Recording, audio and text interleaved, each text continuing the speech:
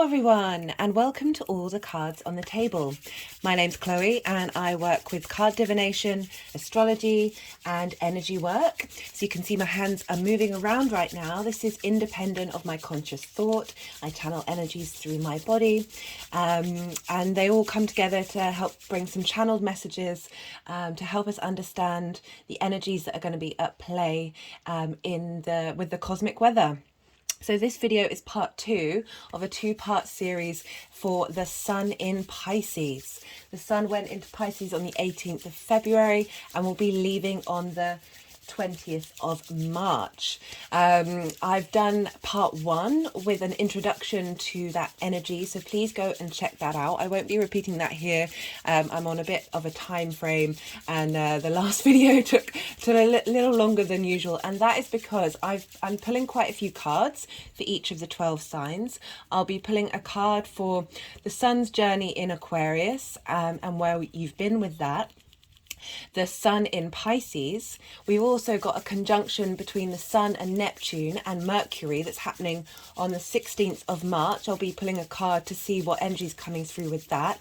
And then a final card for how these energies are going to manifest long term, as well as 2 clarification cards. So it's quite a lot of cards, which means each sign is a little longer than I usually do. But do check out that introduction. I also recommend, if you want to know a bit more about Pisces and the energy that's coming up, we've got a new moon that's happening tomorrow. I've done a collective reading for the new moon, as well as breaking down the all 12 signs as well. In this part 2, I'll be starting at Virgo and working my way back to Aries. So that's Virgo, Leo, Cancer, Gemini, Taurus and Aries. Go check out part 1 if you want to, if you have any planets or just fancy watching any of the other signs. It's a great way to not only get messages, because we've got all 12 signs in our natal chart, but really helpful to sort of build on the practice of understanding tarot and astrology from different perspectives.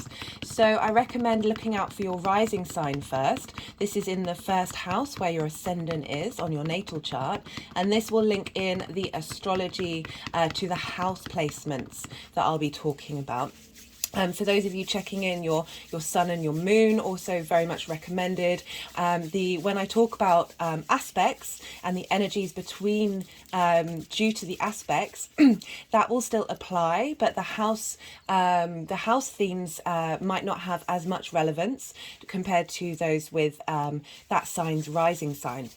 Also, as I said, if you've got any planets in any sign or nothing in a sign at all, these messages you're still able to get something from them, and the messages are for everybody and for everything.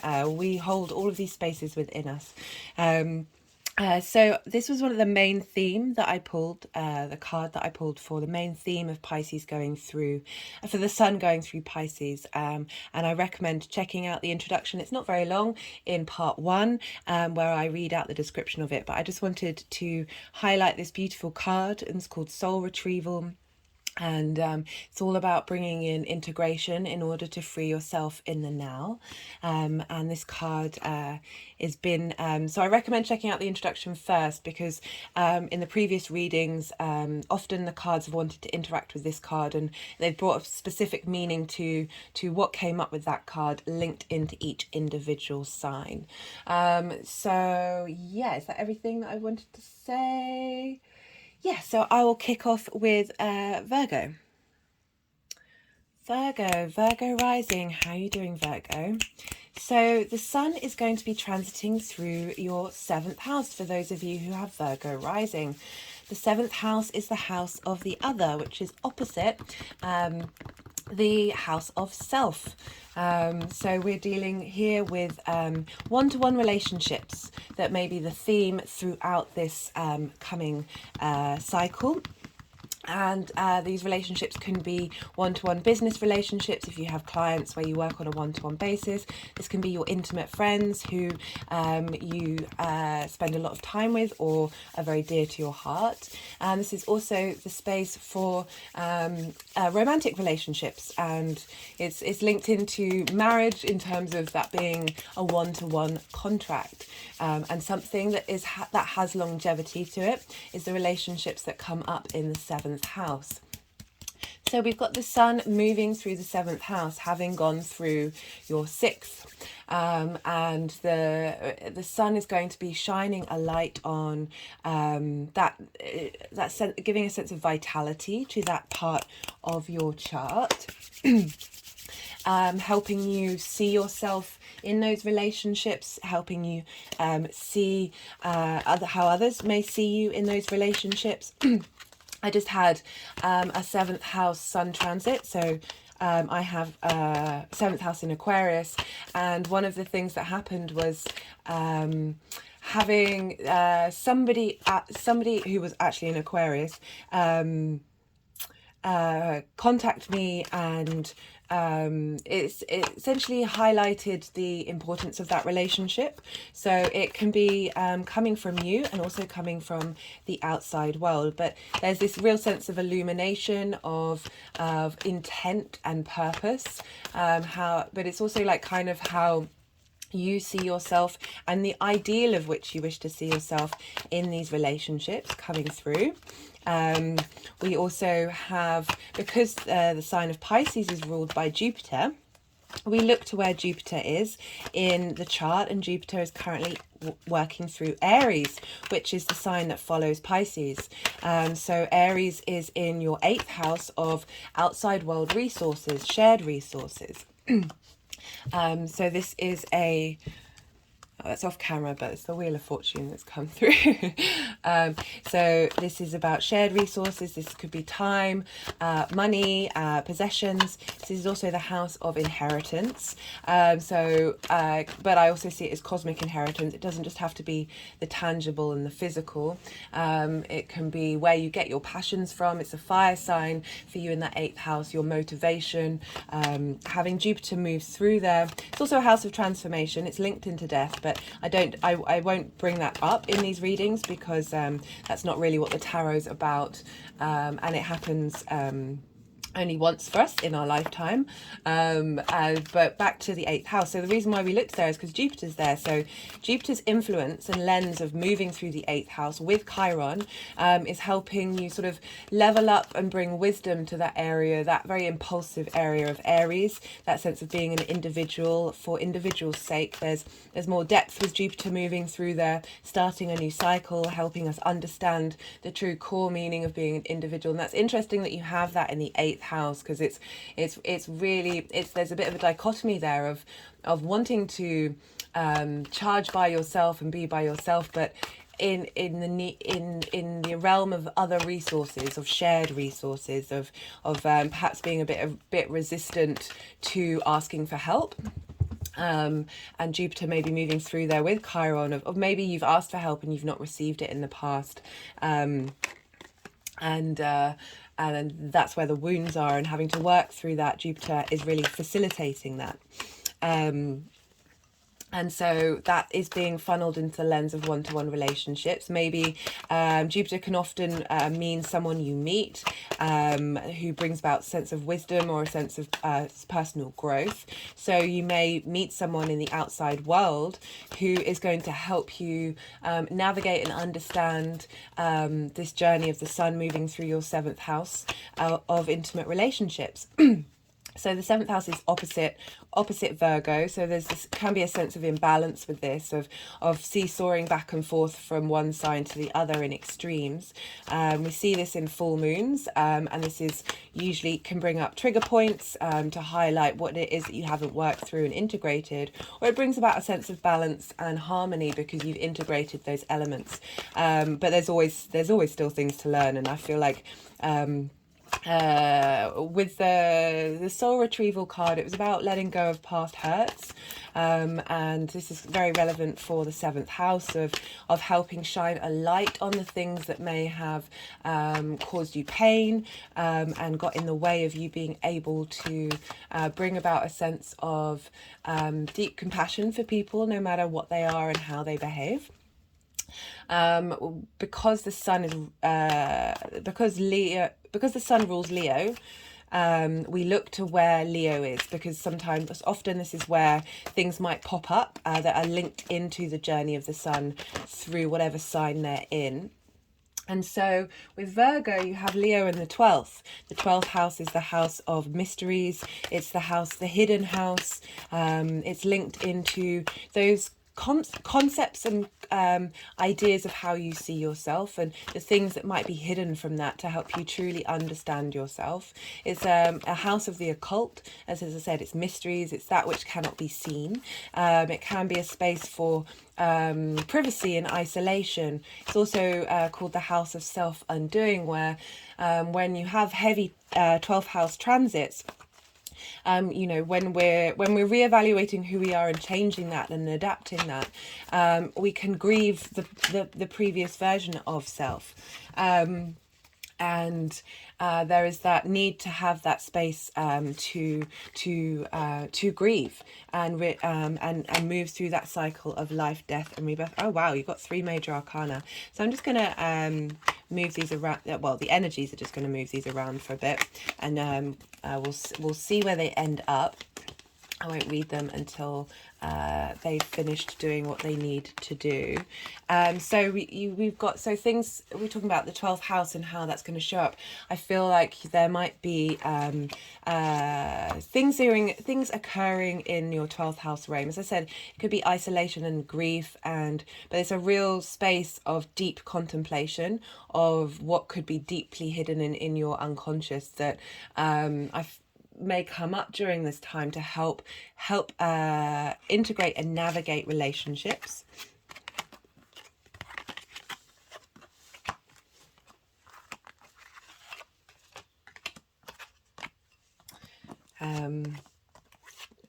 Sorry, sometimes when I'm channeling doing this, it's quite hard to speak, think, and channel at the same time.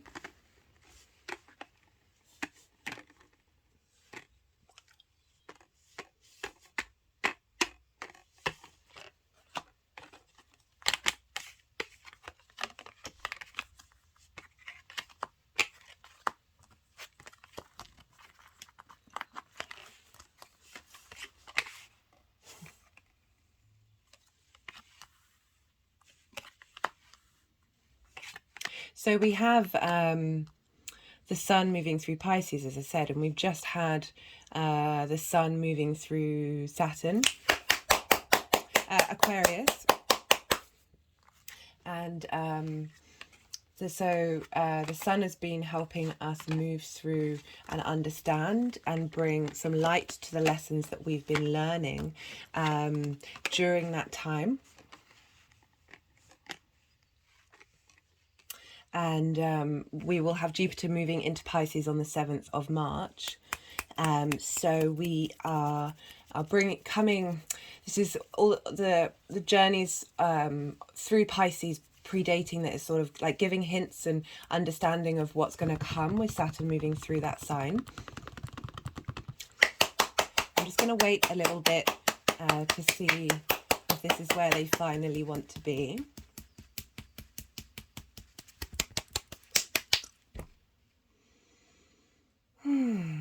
Okay, Leo. Right. So we have for the sun and its journey through Aquarius is the Ace of Pentacles. And this is in the 6th house. This is the house of work and habits and routine. And this is sort of suggesting that you've learnt some really valuable lessons of putting in hard work during this time, and the sun moving over that has really clarified that to help bring in a new lease of life, a leveling up of that area of your life, because the Aces is a very potent energy. On the traditional rider waite, there is a gateway, and it's sort of it's a doorway, it's a portal into going into a new headspace, a new way of dealing with things. Pentacles is earth energy. This is about the tangible things that you're doing on a daily basis, and how you've really got to a point where you are able to either think differently about what you've been doing, or it's just providing a level up on what you've already been achieving during this cycle with Saturn moving through there. There's a discipline to Saturn, so I can see Saturn being happy, being moving through the 6th house. And so that for the Sun moving, so we've got these three major, I mean, these are all incredibly powerful cards. So we have the Sun, for the energy of the Sun moving through Pisces, we have the Devil in the 7th house. For me, this is everything in moderation, including moderation. This is kind of saying, go out and have a bit of fun while dealing with your traumas linked to relationships. There's so much to be said about the Devil. It's a very complex energy. It's linked into Capricorn, and also, if you know anything about the earth god Pan, linked into that. And in a lot of traditions, we sort of deny that primal part of who we are, those instincts, those passions, those desires. And when we deny those things and suppress those things, this is when what's called the devil energy comes out. This is when our shadow, our trauma explodes out into the world and creates situations that in the traditional rider waite, the chains around their necks are loose, as in they could take the chains off themselves. I agree with that to a point. I feel there's a certain amount of trauma, or just trauma in general, that can really get deep into your psyche. And I like that this is coming up with what I was talking about, this with the linking in the 12th house, of being able to purge and release those elements of ourselves that we might not understand or know why it is that we're behaving in the way that we're behaving, that doesn't necessarily serve us. As I said, everything in moderation, including moderation. This is the not to be puritanical, but to experience and be part of this human existence, but to be mindful of what it is that's actually serving you and what's holding you back. Can you release yourself from some of the chains that have been wrapped around you, not only on personal, individual trauma, ancestral trauma, but collective trauma? We've got so many layers that are ingrained in the human body just by existing, of being here on this planet, that there's always work to be done, and there's always stuff to uncover. But at the same time, I do quite like this devil figure, but this is definitely more of a Pan figure, because of the actually no, I think the devil is often depicted to have is it goat's legs? What is it? Anyway, the fact that he's sort of doing the peace symbol, I really appreciate that. Make love, not war. But sometimes there's a reason why wars come about, an internal war. And linking into your 7th house, this feels like, especially because the cards that are coming up, there's a real shift and change, because we have here, for the conjunction that's between Neptune, the Sun, and Mercury, that's happening on the 16th of March. The energy coming through is the Wheel of Fortune. So Pisces is a very receptive sign. This is about just being still within yourself and seeing what comes up, especially around that time, and seeing what messages come through. And it really feels whatever's coming through is a shift and change. This is the Jupiter card. This is the Wheel of Fortune. It's a very positive card when it turns up. It's about the Wheel of Fortune is shifting and changing, and it's going upwards. That there's a real change of gears here. And could particularly highlight the fact that Saturn's going to be moving through your 7th house.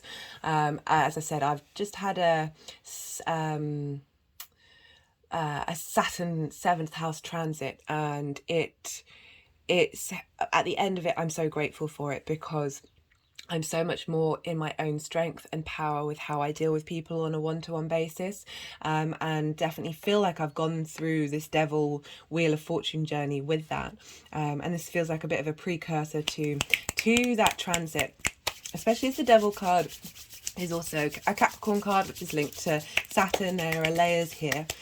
We also have the Emperor card as the final outcome. Well, the long-term outcome of these energies. The Emperor is all about, it's an Aries card, so I feel like that Jupiterian energy is coming through, and also how we then move through into Aries season.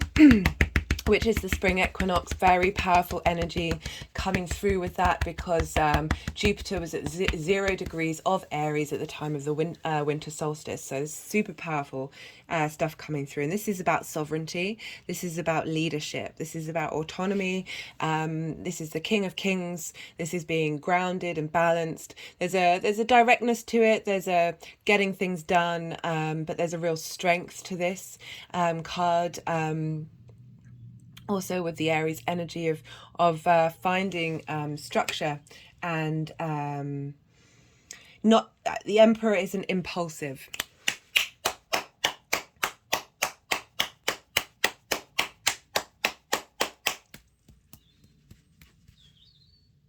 There's a real sense of self-possession with the Emperor.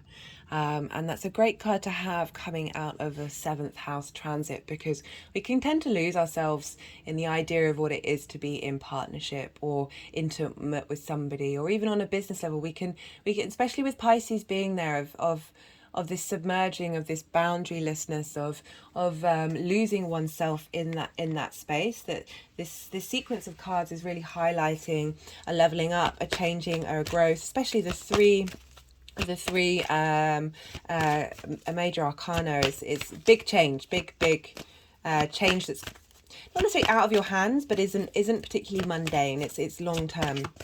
So I'm just going to pull a card from the Numerology deck to see what wants to come through. I love that coming through, that creativity. Okay, this is interesting. So we have the Devil. It's wanting to go with the Devil card and the Soul Retrieval card, and this creativity card. I feel like there's going to be things coming up where you're going to be engaging in creative ways of soul retrieval and soul and releasing that pain, releasing that trauma. That I can't necessarily be more specific about it, but it just feels like there's a desire to engage with this energy.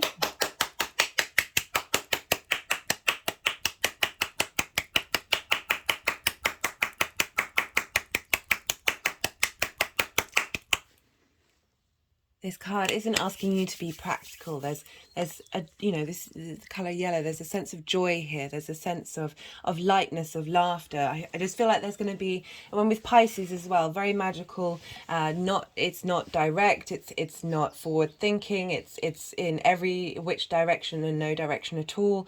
It's really going to bring about some, especially linking into your 12th house, it's really going to bring in some really interesting, creative ways of integrating and working through this Devil energy.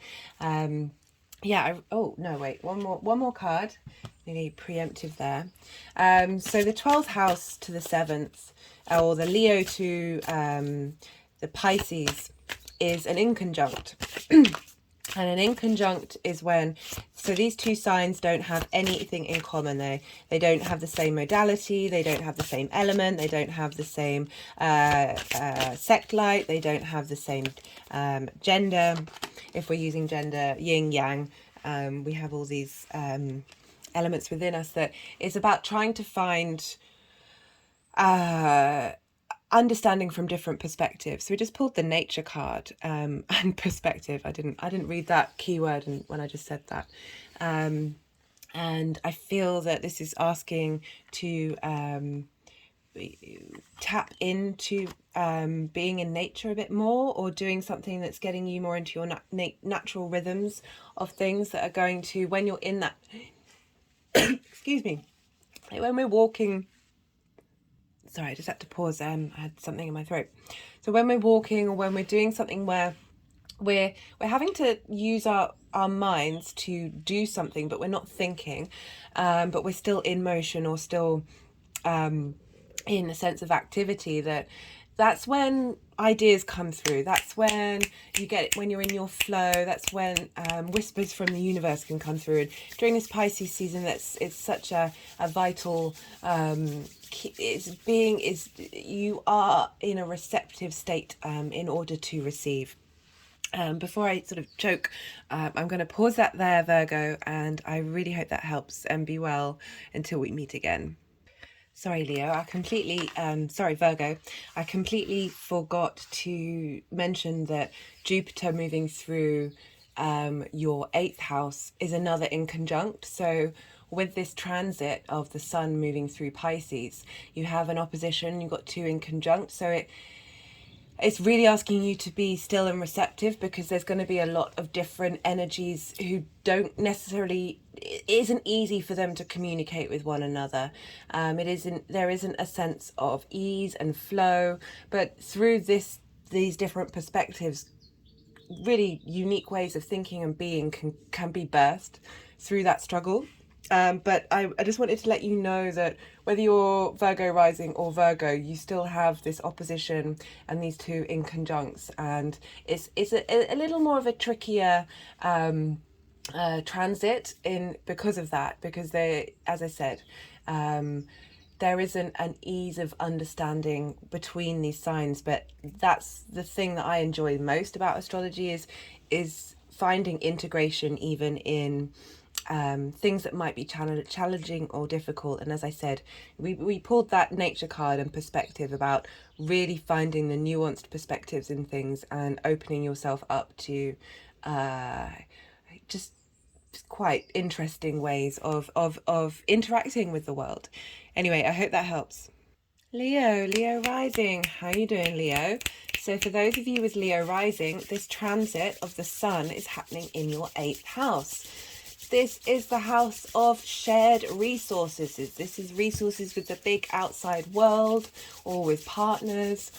This can link into time, money, possessions. It's also linked into taxes or mortgages, or like contracts that you have with the outside world that aren't necessarily an intimate one-to-one contract. It comes up more in the 7th house.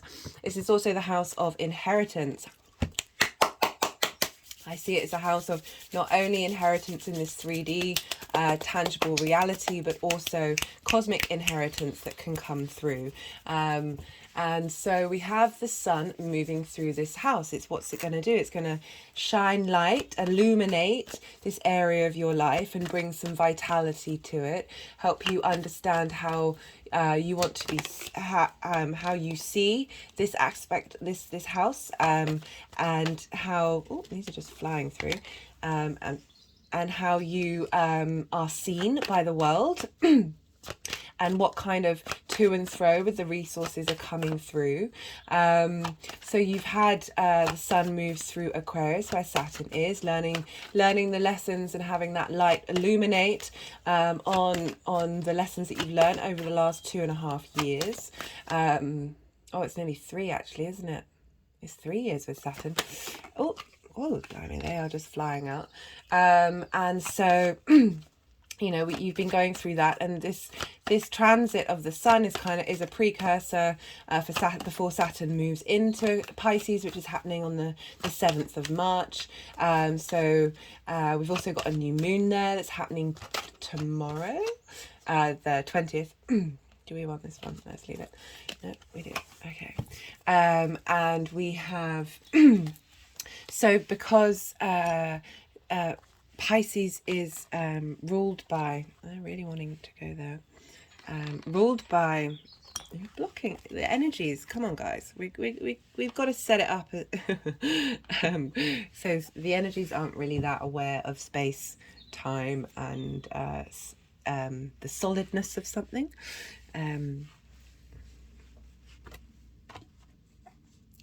No, they're really wanting to go there. Okay. Apologies, Leo.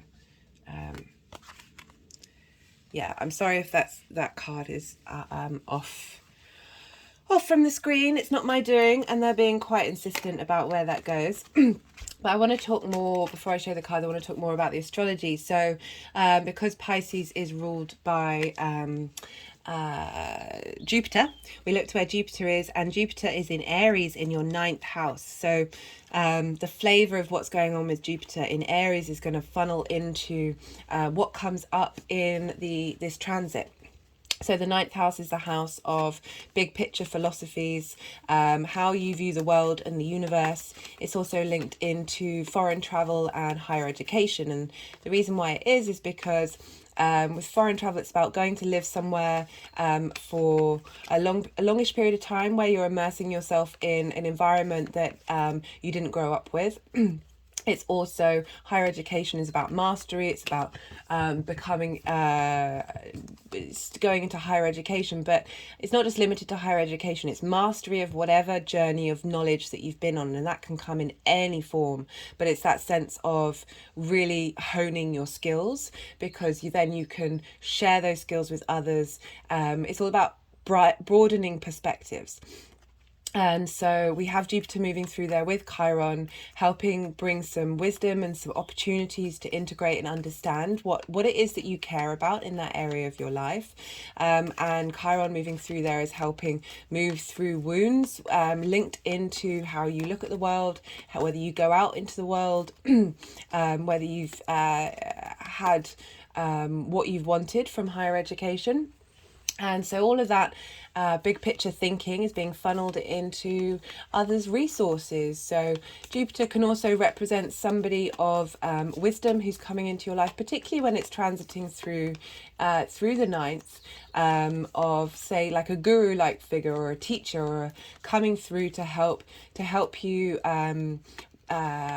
grow and evolve. And with this link into the transit through the 8th, it could be that something comes up for you in through some shared resources, or somebody from the outside world you have an encounter with. And because the Leo is the sign in which the sun rules, we look to the Leo part of your chart, because that is also a place where this may show up. And you have you have Leo in the 1st house. This is your house of self. So it's an interesting dichotomy between the house of self, your body, your appearance, how others see you, how you embody your sun sign in the world through your actions,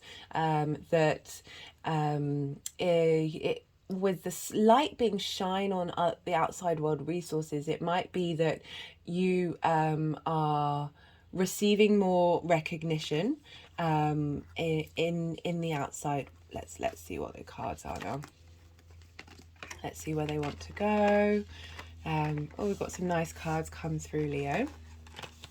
So we've got a lot of we've got some pentacles here. I'm not going to read because they're going to potentially move these cards around a fair amount, and I want to wait until until I'm sure that we have got them in the place that they need to be.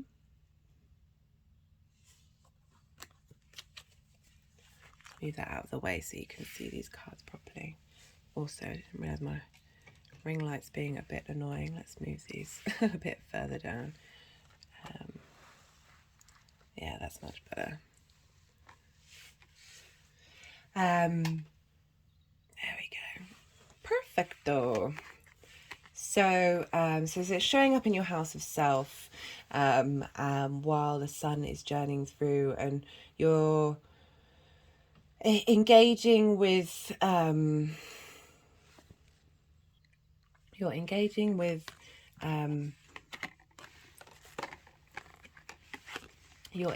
sorry, sometimes it's quite hard to think and then speak as well as channel.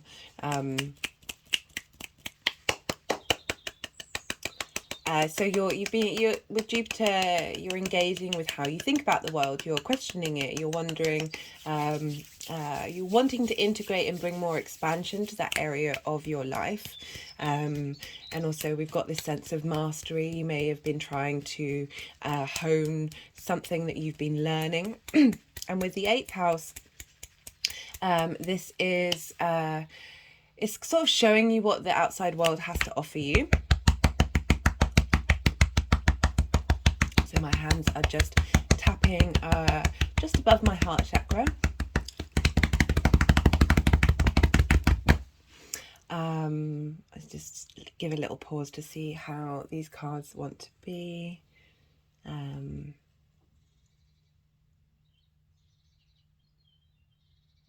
Okay, they've not wanted to, my hands haven't wanted to move, so I'm going to assume this is where the cards are landing.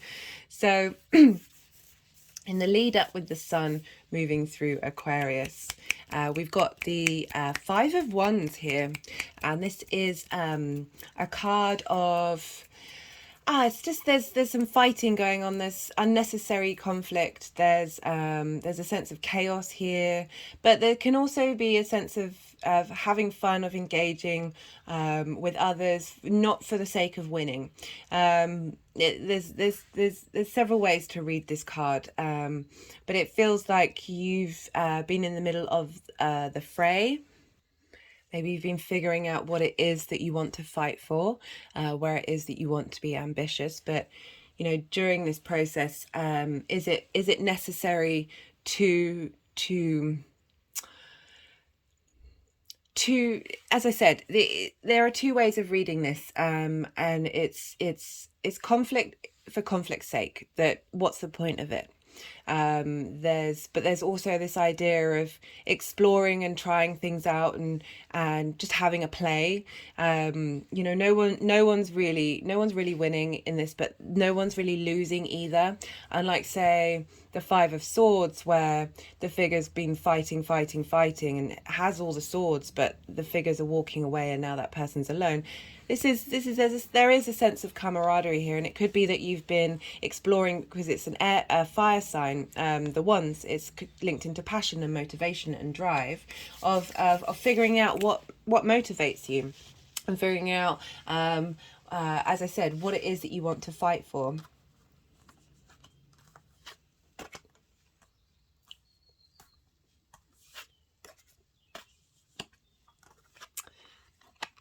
Sorry, as I said, sometimes, it's not always, but there are sometimes the energies are being a bit funny right now.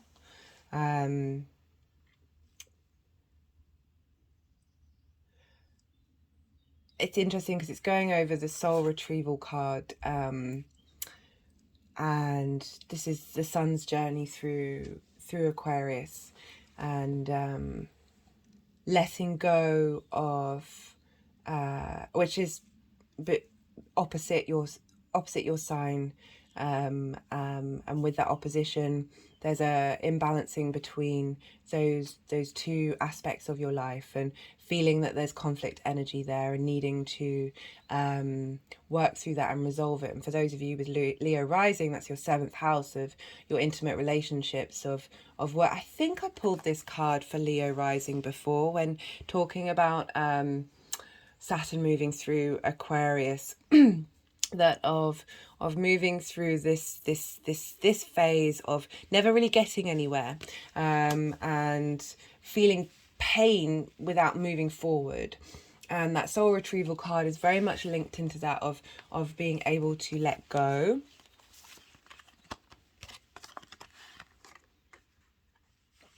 Because it's interesting, because even though this is the card for the sun moving through Pisces, which is the Lovers card, and that's interesting off the bat of that sun moving through Aquarius for Leo risings. That's a relationship house, that now moving to the outside world resources, that maybe there are options coming out in the world. Because the Lovers, I don't read love readings unless it's a personal reading and it's been asked for. I try and interpret the tarot on in a way that doesn't exclude people who aren't in that frame of mind or aren't in a relationship. But the Lovers card can link into relationships, but it's linked into choice. It's the card linked to Gemini, the duality, having options, but being able to make choices, make healthy choices. It's asking you to be mindful and make but it feels the sun moving, because it's moving through a house of resources, but it's not your resources. So it makes me think that opportunities are going to arise from the outside world, that are going to bring about the possibility of having options and making decisions about things. And so the following cards that we have coming up are both pentacles, so it makes me wonder if this is linked into work.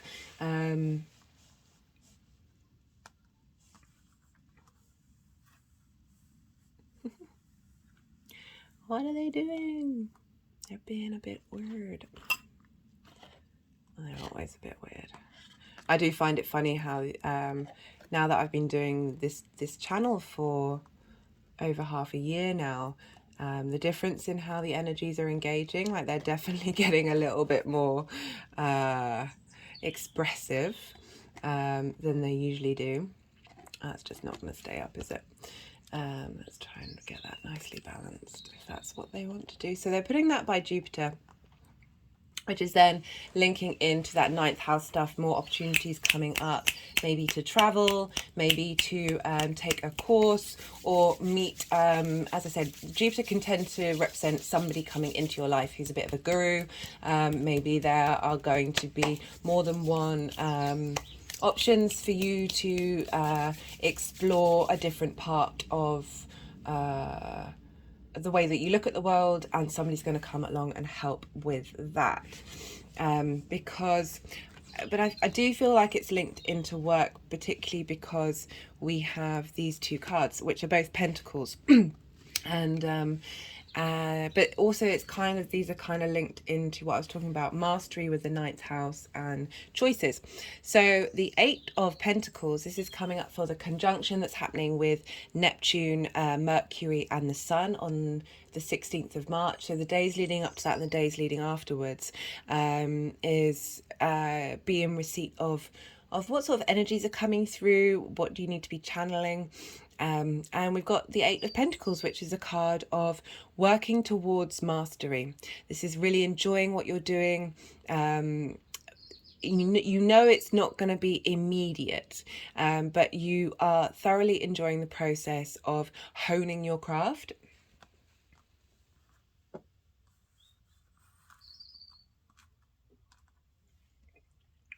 Again, it's linked.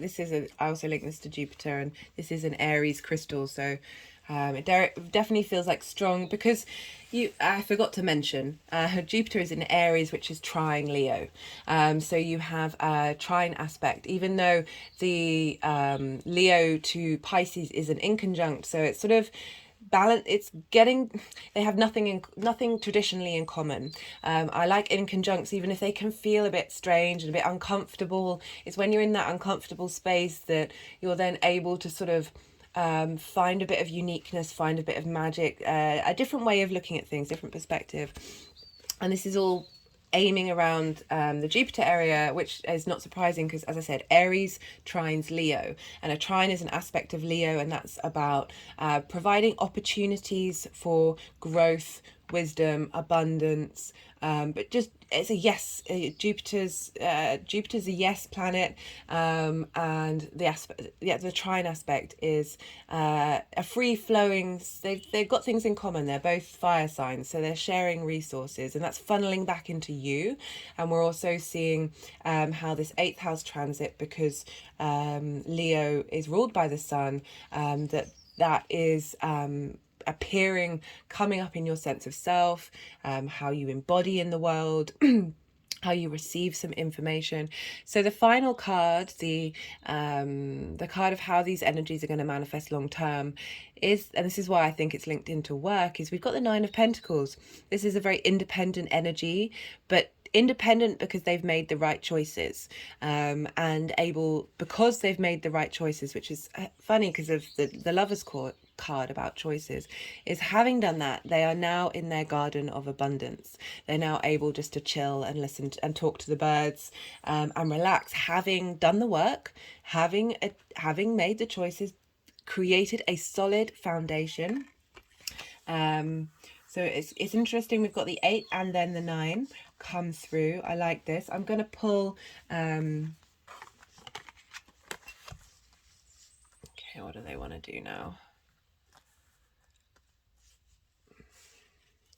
I'm going to pull a numerology card.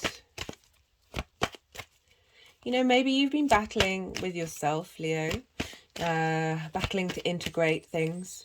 I'm just picking that up from the 5 of Wands. It may not be relevant to all of you, but this sense of working through some things, and having done that, and being able to sort of understand those different aspects of yourself that are sort of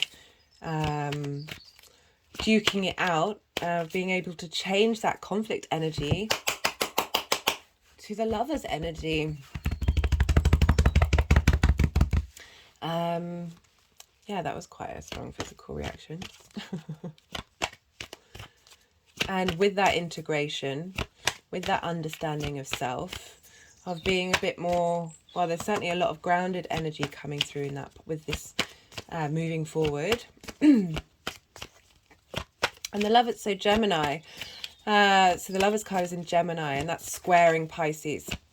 And that's in, for those of you with Leo rising, that is in your 11th house. So a square aspect is an aspect of Mars. This brings about conflict, but I like to focus on friction, because we need friction in order to create things in the 3D world. That maybe some choices are going to come up in, so 11th house is your, do we want this one? Friends, groups, and alliances.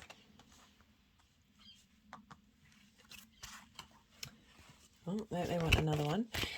Friends, groups, alliances, hopes, and wishes. So maybe there's some choices that are going to be happening linked into that area of your life.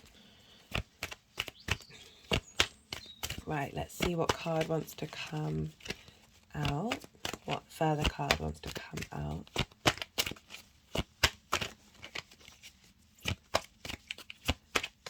You know, I don't know whether that compassion card is intentionally over that 8 of Pentacles, but it does make me think of bringing compassion into your work and how that might be an important part of it.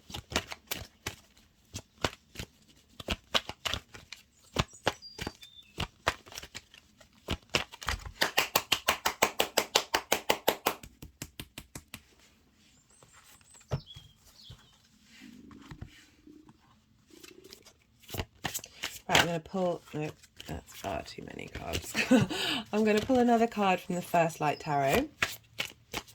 I thought, no, again, far too many. Can't have all the cards, even if it is all the cards on the table. Okay, that's why so many were coming out. They really wanted to...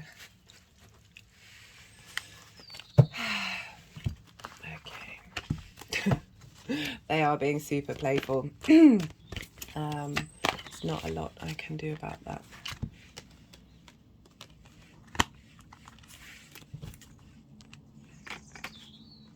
We've got parenting come out.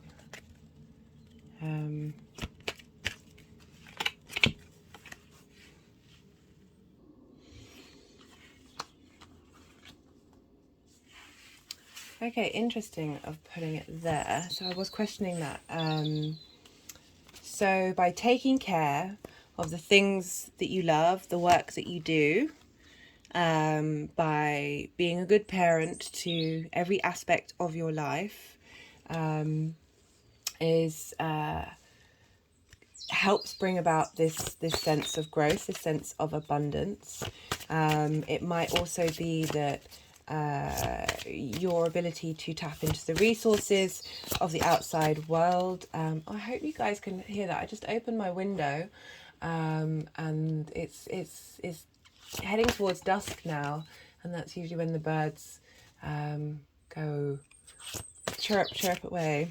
I do hope that is picked up on my speaker.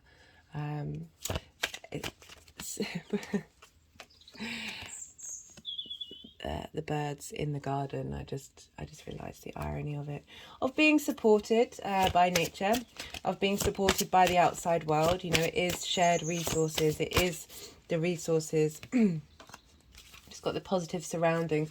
This is lovely. This is really shifting gear of the direction of dealing with the 8th house.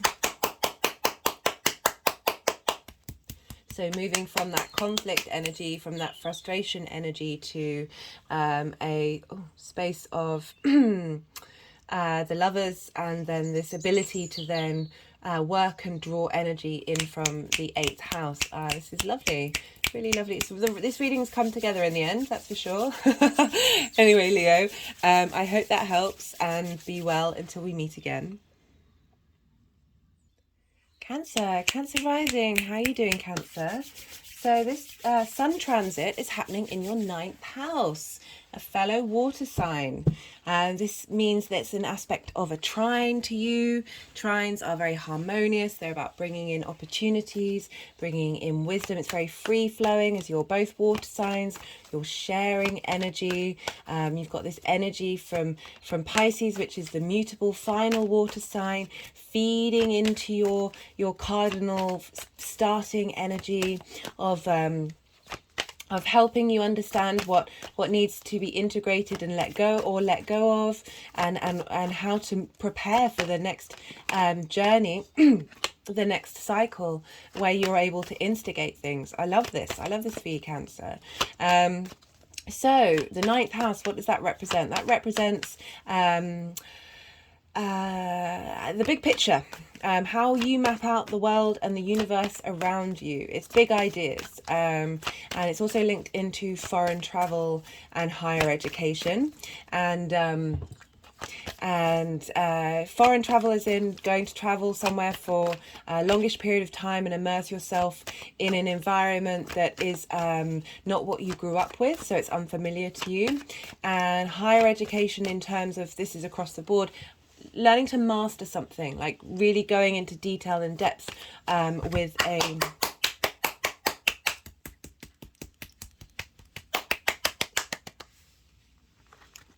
sorry, they just wanted to do that energetic release there.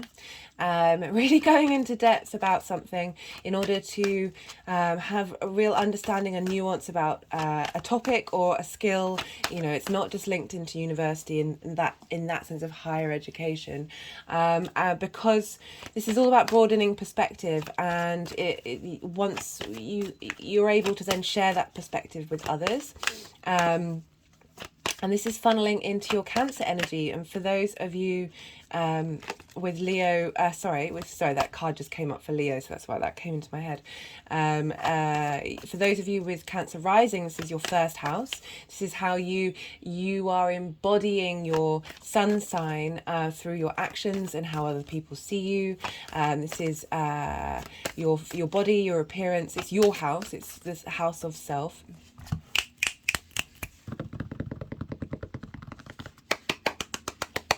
And probably a very stuck record, but I just want to explain that the energies can be very resistant to cards coming out if there's something that they want to do, and they've all got a very more vocal in the last couple of readings that I've been doing, which is why there is an extension of time. I'm also pulling more cards, but so the trine between the 9th and the 1st. So with the sun moving through the sign, there's a flow, there's an ease, there's a shift, there's it comes naturally to you, Cancer. And that aspect applies regardless of what house Cancer falls in. That trine is still applicable. And so Pisces is going to be, the sun is going to be illuminating, bringing in some wisdom, bringing in some vitality to that area of your life, how you see things, and how maybe how others may help bring illumination to you. It may be that you stumble across a book or a course, or really get the motivation to want to go on a trip to a different country. There's energy that comes through when a sun passes through a sign. So Pisces is ruled by Jupiter, and Jupiter is in Aries, the 10th house. Okay. And the 10th house, Jupiter is in Aries, which rules your 10th house. So Jupiter, the energy of which Jupiter is bringing, is going to be feeding into this 9th house transit. So Jupiter's in your 10th house, your house of career, how you see yourself in the world, your life purpose, your life passion, and how the big outside world see you. So for example, when you're viewing a celebrity or someone who is in the public persona, you're probably seeing their 10th house version of themselves rather than, say, their first house version of themselves. So we have this energy of change, of Jupiter bringing about opportunities and wisdoms and growth. Okay. Hi Cancer, sorry, I just had to pause the video for a second because I had the energy sensation that I was having was it didn't feel like it was it didn't feel like it belonged at this table, so I just had to go do some clearing of that. Where was I? What I was talking about the 10th house and Jupiter moving through there, giving you some new insights, some wisdom into how you want to move about in your career. And this is funneling into your 9th house of how you look at the world, how you look at the universe, and really helping facilitate the light that's going to be shone by the sun in that area of your life to help you assess and work out what it because when we work out how we fit in the world, that can really facilitate and help our understanding of our career and what it is that we want to do out in the world. And this is an aspect of a square between Jupiter and between Aries and Cancer, which is bringing about potential conflict. But as I said numerous times, I appreciate the energy of friction and how it manifests things from the unknown, from the untangible into the tangible world. So really being facilitated by that Chiron Jupiter transit of helping you truly understand what it is that you want and how you move in the world. And because Leo is ruled by the sun, this means that things can come up in the Leo area of your house that are part of the journey of the sun's transit through Pisces. And you have Leo in your 2nd house, and this is a trine aspect with Jupiter, and this is the house of values. This is the house of the things that you care about. It can be linked into possessions, thoughts, ideas, passions, and this is how you make money. This is how you manifest in the world, and how you, not only what you value, but how you value yourself. So things may come up during this transit that are really helping your value system as well as how you look at the world. This is a great combination to facilitate, even though the Leo Pisces energy is in what we call an inconjunct. So they don't have anything traditionally in common. They are, it's the way I see it is, the way I talked about it in one of the readings was you're juggling plates and balls at the same time.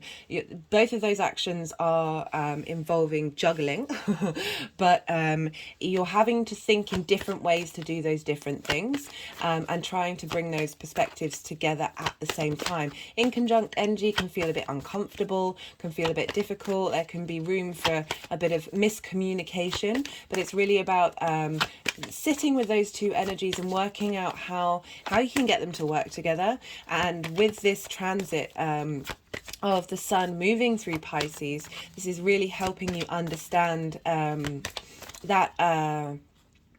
that Leo energy, and you'll get some hints and whispers coming up from that Leo energy of what it is that you value. And these are all, I like this combination of houses working together, the 2, the 9th and the 10th, because I feel that's really sort of long-term legacy stuff going on.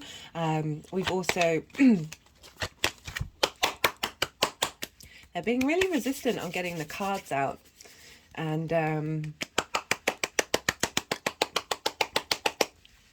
yeah, so it's an interesting one to work with, Cancer. I think I had this with Scorpio as well a bit. It was definitely a different energy to the other signs that I've been reading, but I've noticed that's a thing that keeps happening when I'm dealing with like on like signs. So you're both water signs. The transit is a water sign, and this Cancer energy is a water sign. So there's a potency to the energy coming through.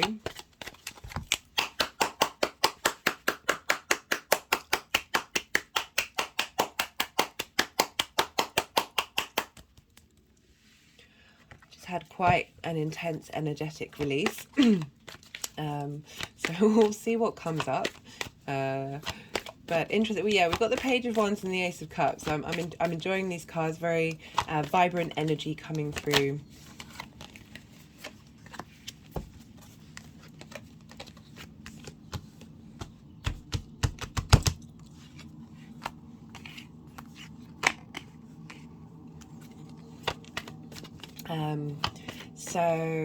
What was I talking about? So, you know, we're going to be talking about the sun's journey through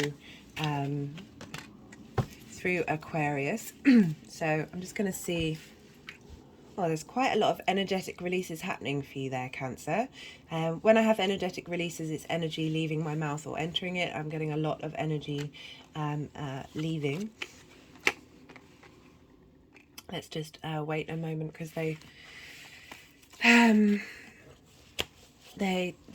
have a habit of moving things around at the moment. Oh, this is I thought I'd cleared this energy. I mean, the cards have been incredibly playful. You get to witness the element of chaos that I have with the energy work that I do. It's definitely yeah, it's a complex journey. Right, let me sort these cards out a bit more. I need to. That ring light is it's getting in the way of you being able to see these cards that are coming through for you.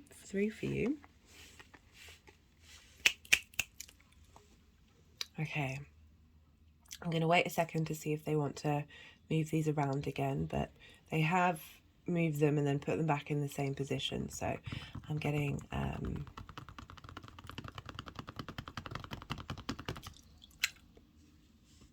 so we have the 5 of Cups for the sun moving through Aquarius, and you know, the sort of energy leading up to this space. And so we've had Saturn in Aquarius for some time, and this is in the house of outside resources, shared resources. Saturn can bring about, especially in its own signs, restrictions and boundaries, isolation.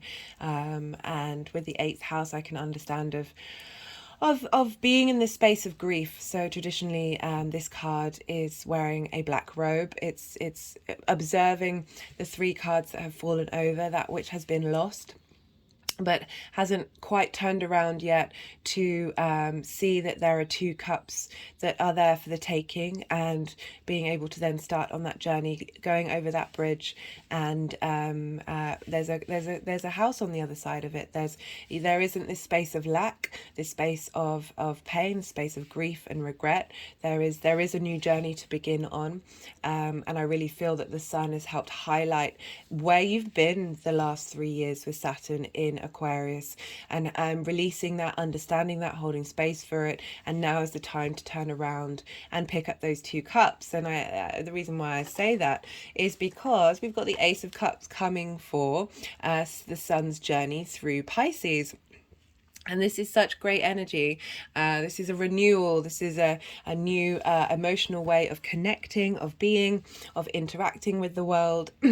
Particularly with the 9th, there's a new release of emotional connection to how you see the big picture, how you interact with the big picture and your personal philosophies, giving you the space, that sense of abundance, that replenishedness of maybe being able to want to move and master something, or want to start a new journey. I wonder if it is starting a new journey. So we've got for the conjunction with Neptune and Mercury with the Sun on the 16th of March, and the days leading up and the days leading after, like, be sort of receptive to see what comes through, because we've got the Page of Wands, and the Wands is about passion, motivation, drive. It can be a card of adventure. We have the Page, which is one of the most useful energies in the deck, along with the Fool card. This is heralding in a new sense of passion and desire, and having the motivation and vitality of looking through something with that vitality. We've got 2 very abundant cards in terms of that freshness, that regrouping, having moved through this space of feeling of lack, of feeling in that space of grief, which, you know, grief is a cycle. It can take it may never go, but it's about learning how to integrate it and understand it. And I love that we've got the Page of Wands coming through, because it's really sort of highlighting, especially this combination with Jupiter, of giving a new lease of life, a new idea, new motivations with your career, with how you're with your purpose in life, or bringing in maybe that's already established, but you may have felt a bit burnt out. The outside world isn't necessarily facilitating your passions and your dreams, but the Page of Wands coming through is really helping bring about a sense of vitality to that area of your life, and that's being harnessed in your big picture philosophy, and as well as what you value, like really this renewal and regeneration and enlivening of what is core to you, how you make your money, how that applies to how you look at the world. And then funneling into that area of your career. So the final card of how these energies are going to manifest long term is the Four of Wands. This is a celebration card, but it's having done the hard work. It's about the cycles of the harvest, about celebrating with like-minded people who you've all made the effort to take care of the harvest, look after it, and bring that in. And now it's a time of celebration, of enjoying the fruits of your labor, of celebrating with people around you. But there's a longevity to it, because it is the cycles. It's not an immediate response. It's having done the work. It's having put the care in and put the love into it. And we've got this renewal of love. The water sign, the cups are linked into love, and that is, you know, one of the best ways to move through this world is from your heart space. And I love that you've got the Ace after the Five of Cups. I really, that brings me a lot of joy, a lot of gratitude to you, Cancer. The water sign, certainly you're very intuitive and very emotionally connected to the world, and I can understand why that Five of Cups would have come up with the Saturn transit and the Sun moving through and helping you understand that and integrate that, because there's definitely better times ahead. Of connecting to just there will be a space for enjoyment, a space for well-deserved celebration. I'm just going to pull a card from the Numerology deck to see maybe we've got a clarification for one of the tarot cards, or an overall theme for the message coming through with the Sun moving through Pisces in your 9th house. So strange. I've got this real tenseness in my arms of resistance, of wanting to pull any cards, which isn't particularly helpful right now. Lots of energetic releases for you, Cancer. Lots of clearing. So let's see what. So my hands are now covering my face.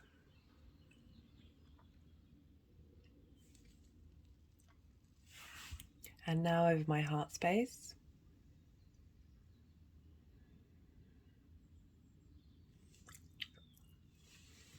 Just had an energetic release there. Yeah, very interesting, Cancer. I've not had the energies quite so insistent before. So let's see what comes through.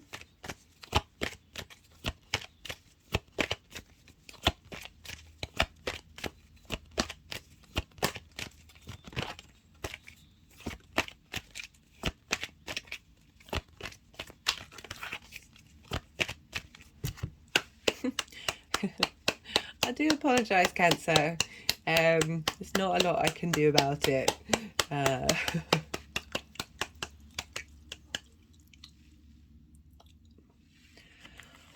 Let's try again. Yeah, they know they're being quite determined. Why they can't just do the energetic releases while I'm doing the cards is beyond me. No.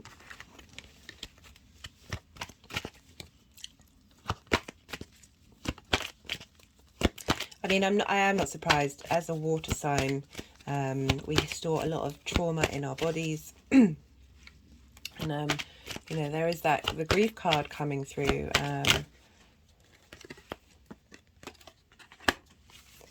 Interesting leadership coming up.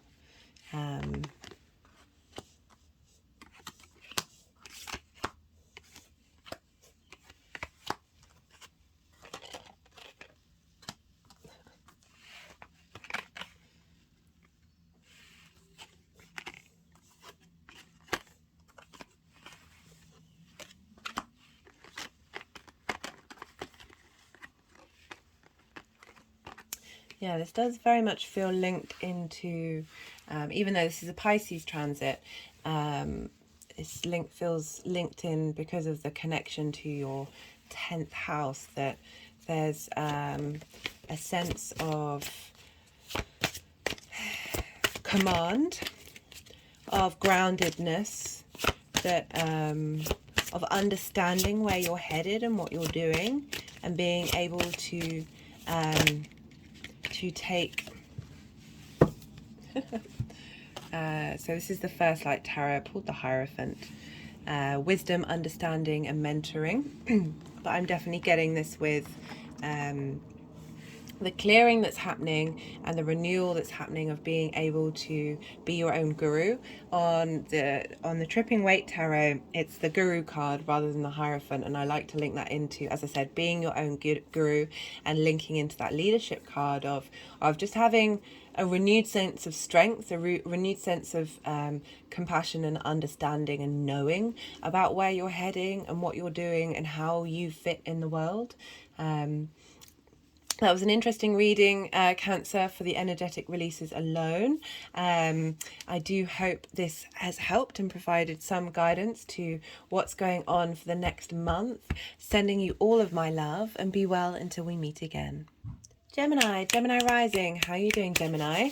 So this Sun transit is happening in your 10th house. This is your house of life purpose. This is your house of career, how the big outside world see you. So the sun is going to be illuminating that part of your chart. It's going to be helping you understand yourself in that part of your chart. You may receive light shone on you from the outside world about your career and where you're headed and what you're doing and what your sense of life purpose is. And this is squaring Gemini. So regardless of whether you have a Gemini rising or not, this energy, the Pisces energy, is squaring Gemini. And a square is an aspect of Mars. It's can be linked into conflict, but also linked into friction. So Mars likes to do things, likes to act, and this it's called a hard aspect. So it's rather than a trine and a sextile, which is a bit more free flowing, a little less tangible. The square aspect helps bring things into, we need friction for this 3D reality to exist, for that movement of linear time. And so a square aspect is about bringing things into reality. It's a very it's a very powerful aspect. And so you have this between the sun and your first house for Gemini rising, which is your sense of self. It's the lens in which you embody your sun sign. So it's the actions that you take, the things that you do, the things that you say, has the lens of Gemini. It's your body, it's your appearance, it's how others see you, who know you. And so we have this funneling into your sense of self and how you want to be embodied in the world. And we'll be having Saturn move into this sign on the 7th of March, bringing about a sense of structure to Pisces. There could also be a sense of limitations and restrictions, but okay, no, they wanted both of those. But I feel with Saturn, I'm going to do a big video on Saturn Pisces, but I feel because it's in a Jupiter sign, that there's going to be a little more of abundance involved in what Saturn's doing. Because Pisces is ruled by Jupiter, we look to where Jupiter is in order to add another element of what Jupiter's energy is going to funnel into the transit, into the Pisces transit. And Jupiter is currently in Aries, in your 11th house. This is your house of friends, groups, alliances, hopes and wishes. Jupiter's helping you understand what your hopes are and what your wishes are. It's also helping bring in some Jupiter can often be an individual coming into your life who's bringing information and knowledge to help you level up. Jupiter likes to expand, likes you to be coherent in who you are, to yourself, to the truth of yourself. And so you might be, while Jupiter's been going through that sign, you might have interacted with people who've helped you sort of understand who you are and what you are in that environment, and with that energy coming, also it could be the wisdom that you're bringing to groups and alliances and understanding what groups you want to be a part of. Oh, I just had an energetic release. What alliances you want to make, the kind of people you want to be around, having more understanding about that. You know, Aries is quite an individual sign of being very much an individual in a group. Jupiter moving through there is helping sort of level that up and integrate that energy of being able to be a bit more expansive, a bit more inclusive in your groups. So that energy is funneling through. There may be opportunities come up in groups, in friendship groups, in alliances, in communities, into your 10th house. So there may be opportunities that come up that help you understand where you're headed, what you want to do, how you want to elevate your career, if you're already in a career that you really appreciate. This is great energy coming in and helping you out. And Aries sextiles Gemini, and a sextile is an aspect of Venus. Venus wants to bring harmony, creativity, desire. There's a sense of connection, of relationship connection, of bringing a sense of joy and happiness from Aries into your Gemini energy. And not only that, but you also have a sextile with Leo, because we look to Leo because the sun rules Leo. So it can mean that in that area, your Leo area of your life, things will come up during a sun transit that gives an indicator and influence into the area of where the sun is moving through. So Leo is in your 3rd house of your community, your day-to-day community. It's it's the things you do on a regular basis. It's the tasks you need to do on a day-to-day basis. It can be linked into communication, short distance travel, and starting a new course, starting something new and learning something new. It's because it's linked into school. It's also linked into siblings, and interactions with siblings. But that also sextiles Gemini. So you've got a square and 2 sextiles. So sextiles, as I said, an aspect of Venus, bringing about harmony, bringing about this need to just this sense of pleasure, of creativity, are funneling into your first house, from your community, from your groups. They're moving in there. And then you've also got this square that's crossing, there's the sextile that's helping bring things into manifestation to help you understand where you're headed in your career. I'm just going to be moving these, well, the energies are moving these around right now to see where they want to go and how they want to be.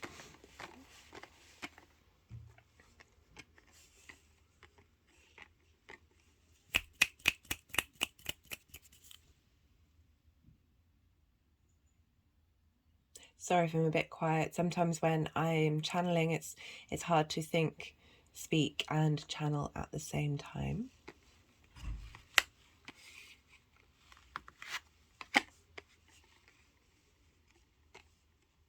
And I'm trying not to overthink about the cards and where I think they should be, so the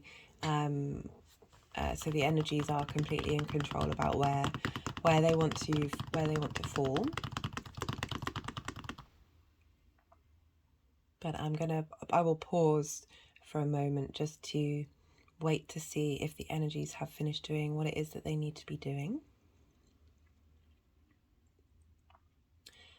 Okay, I think that's long enough. Right, so we've had the sun moving through Aquarius, which is in your 9th house of big picture, philosophies, how you map out the world, how you map out the universe and your place in it. It's also linked into foreign travel in terms of traveling to a place that is not what you're familiar with and living there for a while in order to broaden your perspectives. This is also about higher education, but more so mastery, really honing your skills, your crafts, and in order to be able to then share that information.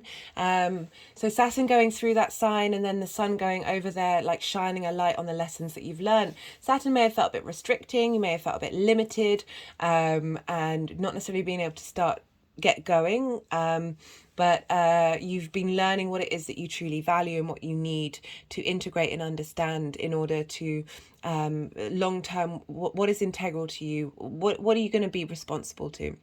And I love that the Ace of Swords has come through. Aquarius is obviously an air sign, because the sun moving through Aquarius will have helped you perhaps have a new idea, a new way of looking at things, new inspiration in that area of your 9th house, to help then feed into your 10th house of your career, because they're very interlinked.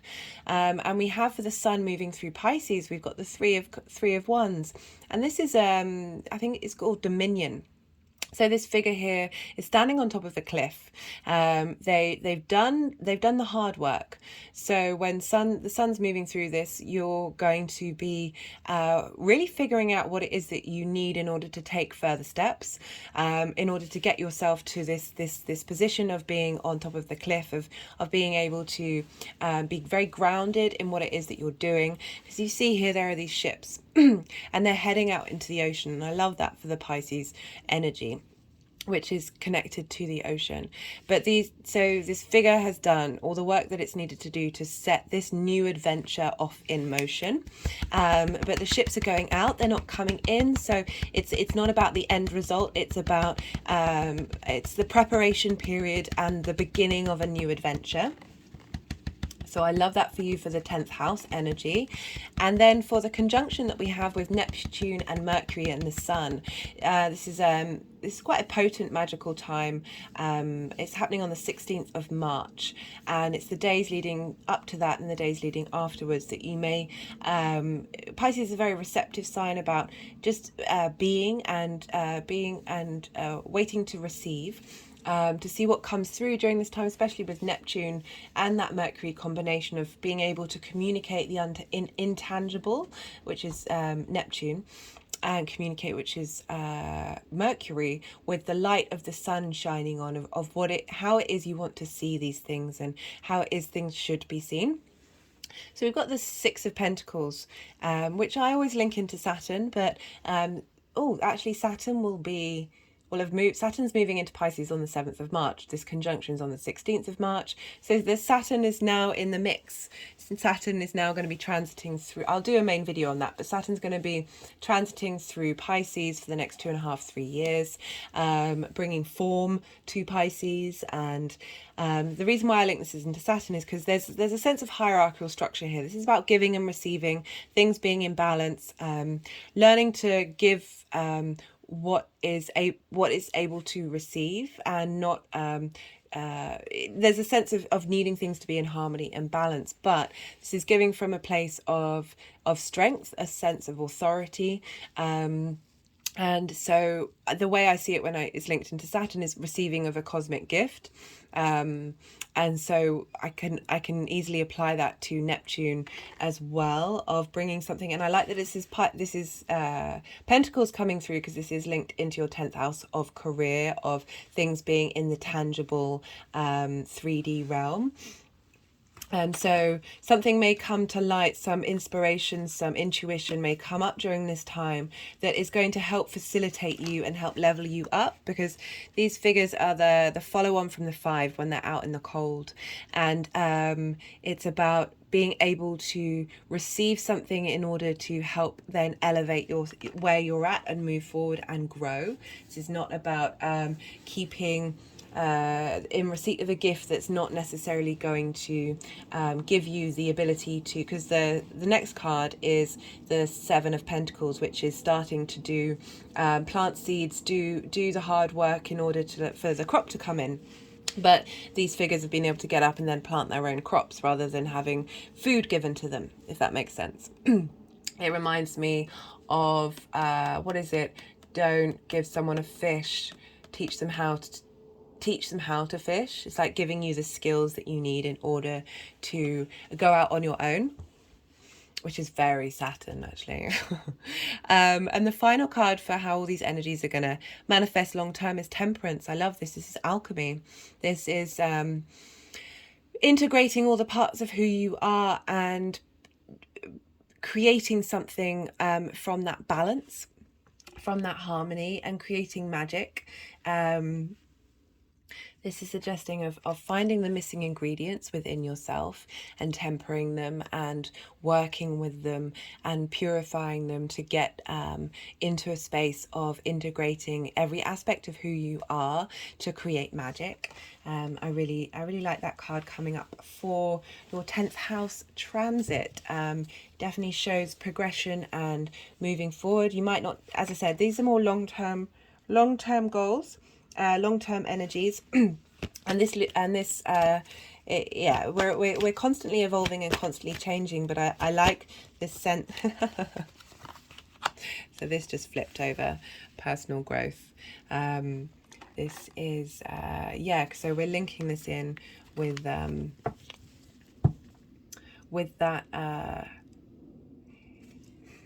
that ability to take the time to make the effort to truly understand what it is that what you need in order to start that new adventure, and you're receiving support from the universe. And we've got this outcome of Temperance, which I'm really liking, because Temperance really is about deep integration, and putting that into practice, and how that can manifest in the 3D world.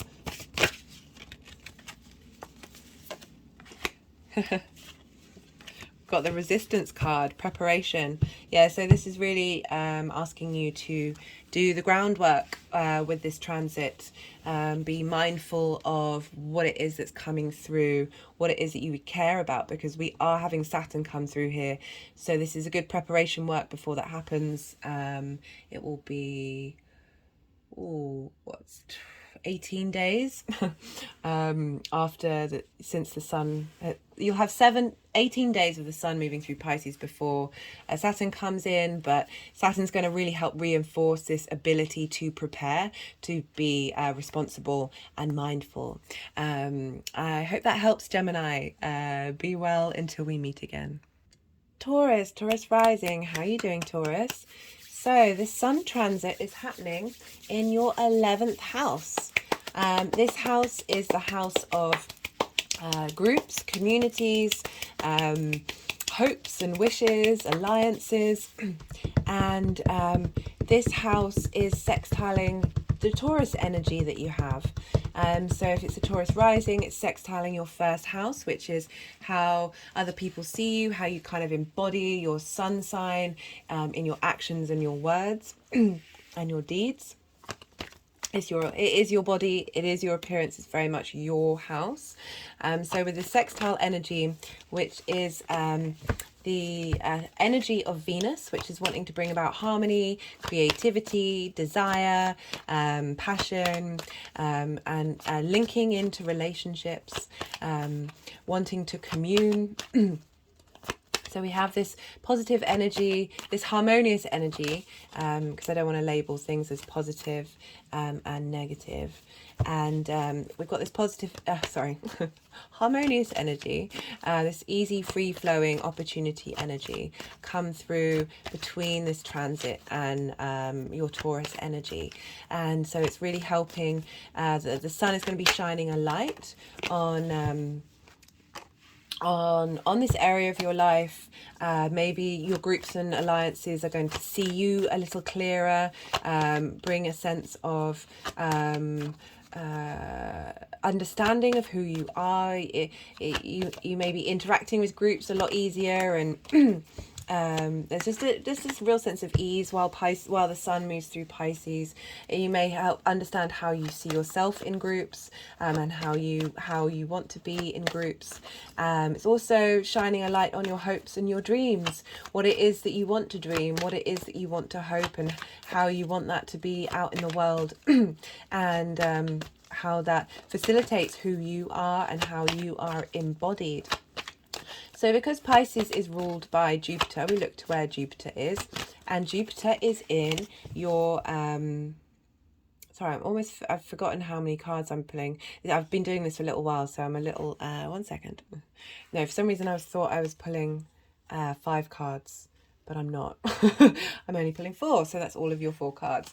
I think because the last couple of readings, signs, the cards were being tricksy and not coming out, so I guess I was in a bit of shock that they were coming out so easily for you, Taurus. Probably that sextile energy. So we look to where Jupiter is, and Jupiter is in your 12th house, moving through there with Chiron. Your 12th house is your hidden house. It's an aspect of you that might be very personal to you, but or it may be an aspect of you that you understand but you can't integrate into the rest of you, or it may be very, very hidden from you. Jupiter moving through there is helping bring some wisdom and a sense of abundance to understanding who you are. The 12th house is house of mysteries, the house of self-undoing, because it's where you contemplate the nuances of who you are, the things that are hidden deep within your unconscious. This is also a place of isolation and grief. Isolation because you know when you're contemplating these things, you kind of need to be by yourself, or you need to have that space, that freedom to be able to move through that energy. And grief can be linked into the fact that it is self-undoing when we have transits move through the 12th. It's asking us to break down who we are and see that we may be changed at the end of it. And it's grief of the past version of yourself. Anyway, Jupiter moving through Aries, helping bring wisdom to those hidden parts of yourself, with Chiron helping understand the wounds that are deep within you. Great transformational energy.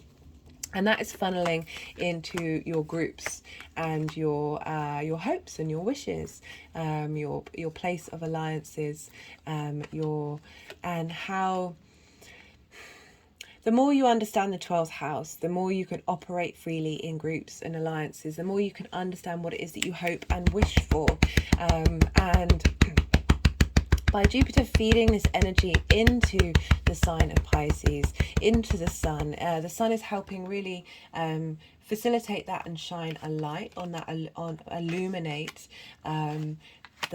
what it is that you actually really want. And we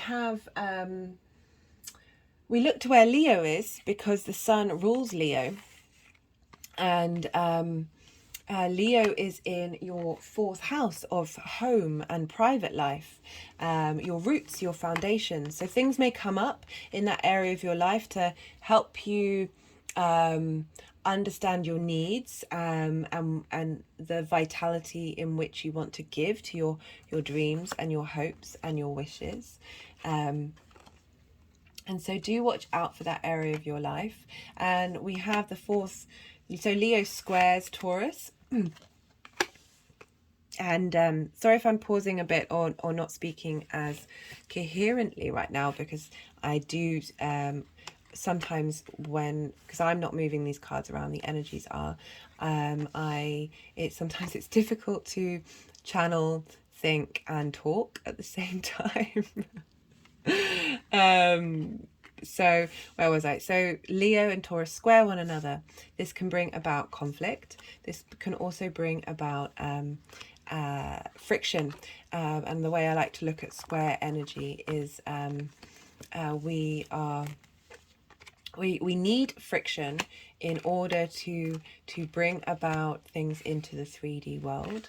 So things might blow up that need to blow up in order to actually get to the root of what it is that you need in your life, and how to move forward. So, you know, your personal life and personal time is important, and there we have an inconjunct between Leo and Pisces. With an inconjunct is balancing, it's very different points of view, very different things that don't know how to work together. And I like the inconjunct. It can feel weird, it can feel difficult, it can feel out of sorts, but with that energy, sitting with that and really trying to work with those energies of understanding how they can communicate with each other when it appears on face value they have nothing in common. You know, your home, your private life is very dear to you compared to the big outside groups and alliances, but and that will happen regardless of whether you have Taurus rising. So as I said, when I talk about the aspects, they still apply. They just change houses. I'm just waiting a second to see whether they are going to move the cards around anymore, to see, because sometimes I've started reading in the past and I've learnt my lesson to wait a bit to see what happens, because then they'll start moving them around again. So I'm just going to pause for a second to see. No, the energy's being very still. Right, so we have the journey of the sun through Aquarius, which is happening in your 10th house. And you've had Saturn move through there. So there's a sense of limitations, frustrations, but also getting to understand and be integral to yourself. And I love that the Strength card has come through for this. Because this is about bringing into harmony different parts of you, and being there's a stillness to the Strength card. It's not about movement, and with Saturn being there, there's been restrictions, there's been a stillness, there's been not much momentum getting up with your 10th house. Saturn's going to move into Pisces on the 7th of March, so there's going to be a shift of gears, but I love the Strength coming through. It's resilience, it's harnessing your instincts with your cognitive mind, and bringing them into a sense of balance, bringing in impulses, getting them into a space of harmony. And I love this in the 10th house, because this is really showing some mastery of what it is that you care about, what it is that you really want from your life purpose, from your career, how the outside world sees you, having the strength to weather the storm and come out the side. You know, look at the giant sun that's behind her, that's actually in the shape of a sunflower. I love that. Yeah, that's such an empowering card. And so having gone through that refinement phase. We've got the sun moving through Pisces with the Page of Wands. This is vitality. This is a sense of youthfulness, a sense of adventure, a sense of creativity and passion and motivation, moving through that 11th house of your hopes and your dreams, but also the groups that you're in, of getting a little more spring in your step and wanting to interact more and engage more, and being playful with how you interact with that part of your life.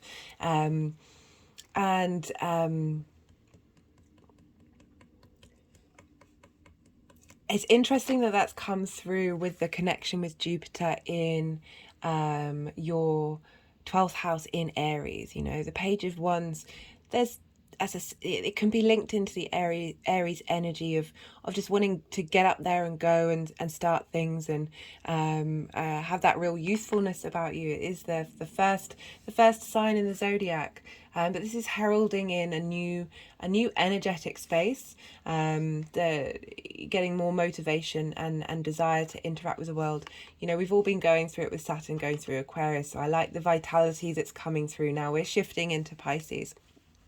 And so for the conjunction with Neptune and Mercury and the Sun that's happening on the 16th with Neptune and the Sun, Mercury's not far behind. I think Mercury conjuncts the day after or the following day. So it's the 4 days. It's leading around this time that this is the energy that is asking for you to engage with, that especially with Neptune. I love this coming up, that sense of universal everything, and the light of the sun shining on it. You know, the Hanged Man is about putting yourself in a different perspective. Odin, the Norse god, turned himself upside down on the life tree for 9 days and nights, and in order to receive wisdom from the universe.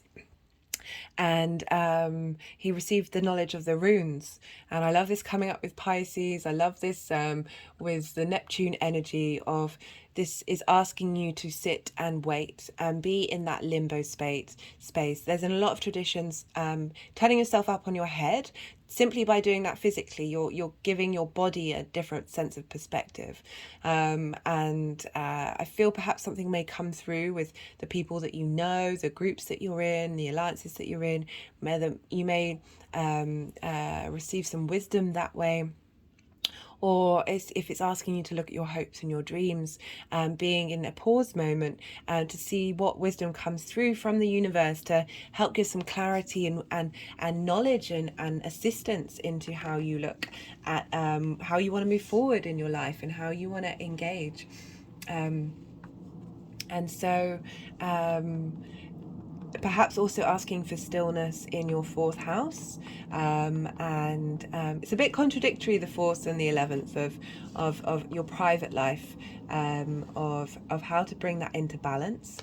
Perhaps this might be the wisdom that's coming through, because the other side of it, we've got the Ace of Pentacles. This is how the energies are going to manifest in the long term of receiving this great sense of renewal in terms of in earth energy, this 3D energy. This linked into work, how you go about in the world, how you apply yourself in the world, and this is often this, I see this as a portal into a new level. So it's not necessarily about starting afresh. It can be, but it can also be about going on to the next level, and perhaps in your groups and alliances, opportunities of work may come up, a fresh new lease of life, especially interestingly linked into the fact that you've been wrestling with things in your career, getting some mastery, getting some finesse going on there, that because of that journey, because of your interaction with your groups, that you're then welcoming in a new space when it comes to your work life, that is being funneled from you know, it's the people you want to interact with, it's the big groups you engage with on a regular basis. Opportunities of work coming through that way. So we've got the personal growth card going over the strength, which doesn't surprise me. So this is sort of highlighting the real depth of what the work that you've been doing. I can't imagine Saturn moving through the 10th. There's going to be we've all been forged through the it's not the fire of Saturn, because Saturn's very cold and dry, through forged in the very icy journey, the long and winding road of Saturn, putting up lots of barriers and restrictions where we think we're not getting anywhere, we think we're left out in the cold, but actually when we come out the other side, we have so many more skills and so much more understanding of who we are and what it is that we want. I love the work that Saturn does. And you've also got apologies, Uranus in your first house. So when Saturn moves into Pisces, it's going to be moving from a square to a sextile. So I should imagine you'll be quite relieved by that. It's more of a free, harmonious aspect coming in with those two energies that we've been going through for the last couple of years. So I'm just going to pull a card from the First Light Tarot. It could be that you work from home.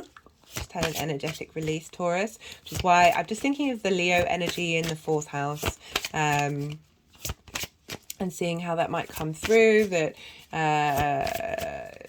things may show up from your home, from your private life, that are linked into this Ace of Pentacles.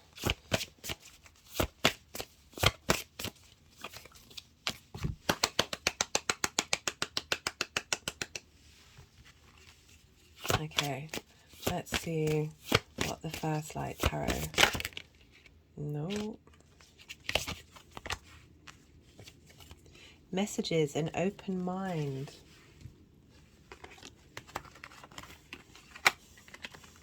So we've got, so both the Page and the Hanged Man is about, definitely linked into messages. One is through a space of being in a state of receiving, and the other is through messages coming in. I mean, it's still a state of receiving. I like that this is coming through, and an open mind. Yeah, it's really asking you to change to the beauty and wonder and magic of Pisces, and that combination with Neptune being there, with Saturn moving in there soon, is really giving a sense of expansion, a sense of inclusion, and the message coming through is clearly asking you to be mindful of the messages that are coming through, because they're helping bring in a new lease of life in the earthly area of your world and your work.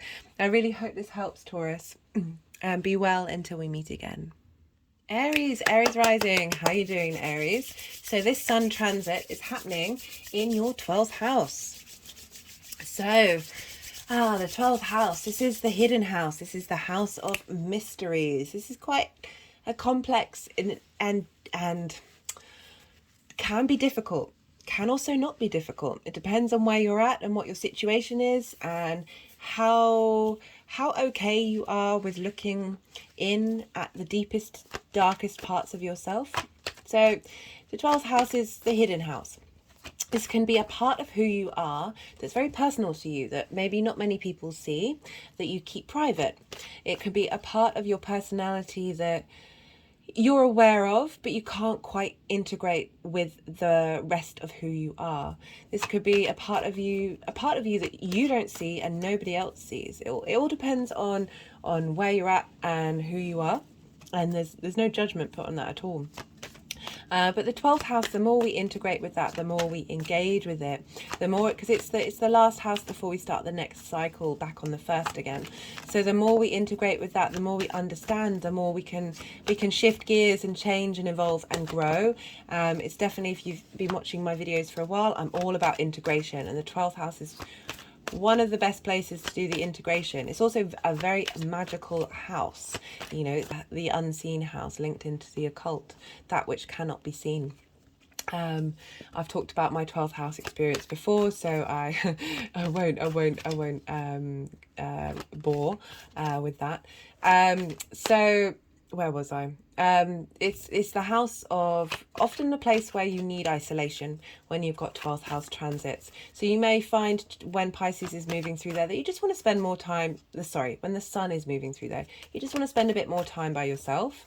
You want to spend more time engaging and contemplating in these things. You're more receptive to this. The sun will be shining a light on those things that may be hidden. The sun's transits through the 12th are great transits for a bit of deep dive into the self-awareness part of our journey.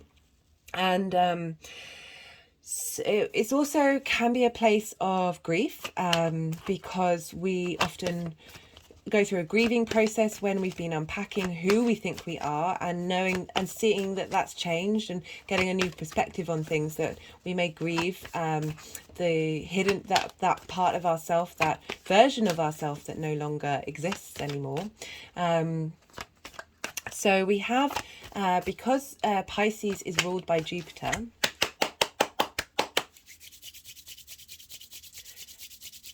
sorry, sometimes the energies want to do some energy work before they let any cards come out. If you notice, like, no cards were flying out. Just had a energetic release there for you, Aries. So because Pisces is ruled by Jupiter, we look to where Jupiter is, because wherever Jupiter is and whatever sign and house that Jupiter is in is going to have play a part in what's going on in the 12th house, in the sign of Pisces. So Jupiter is in Aries. Jupiter's going through your first house.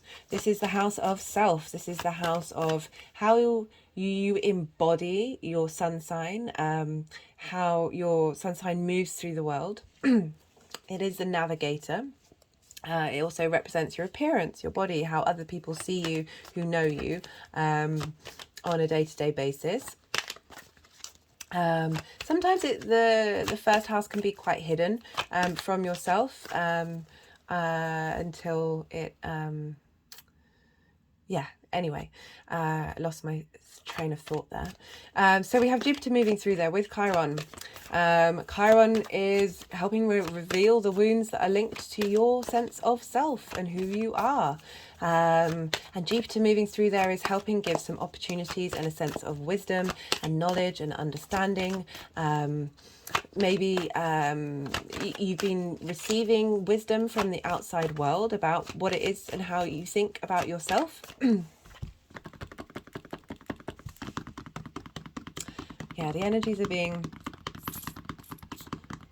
playful, very playful today.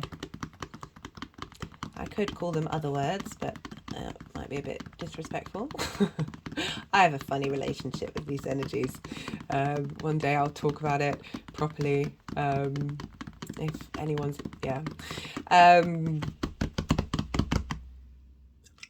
okay. Let's see. So Jupiter can represent somebody coming into your life to help provide you with insight and wisdom about whatever house and sign Jupiter's moving into. And Aries is the first fire sign. It's the spark of life, very independent. I link authenticity to Leo, and independence to Aries. You very much want to forge ahead and do things by yourself without necessarily wanting oh, okay. But so Jupiter moving through there, you may have been in receipt of wisdom while this transit's happening, of how to understand yourself, how to understand how you act in the world, what it is that how you wish to be seen, also how others may see you. In some interpretations, when Jupiter moves through the first house, because it's expansive, it's the biggest planet in the solar system, this can be a time when you put on weight. So that may not apply to all of you or any of you, but it's certainly something that is it can be applied, but it's quite specific. And I don't want to limit people or get people worried about they're going to put on weight when Jupiter moves through the first house. Like, I feel like that's I'm not really into doing that.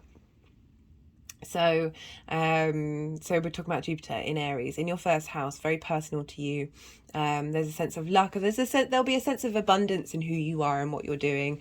Jupiter transits are it's a yes planet. It wants to give you opportunities to help understand yourself, and I love the connection between Jupiter and Pisces, and Jupiter and the Pisces energy at the moment, especially for you Aries, bringing in that 12th house, that Jupiter understanding of self, of who you are, feeding that into the 12th house of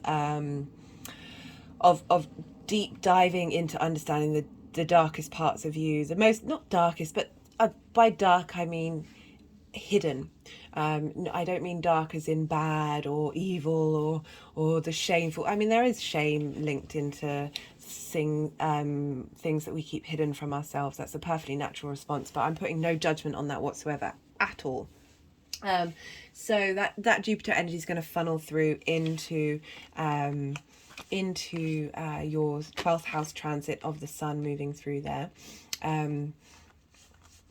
And we've also, because Leo is ruled by the sun, so with sun transits we look to Leo and to see, because this might add another dimension of what shows up in your life to help you understand the sun transit through Pisces.